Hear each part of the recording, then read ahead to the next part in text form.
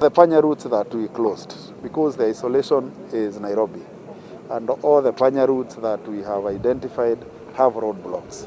We started with the 2 roadblocks when we gave the order on Monday, and you can hear now we are already at 22, meaning that we are continuing. And as we continue discovering them, we'll continue blocking.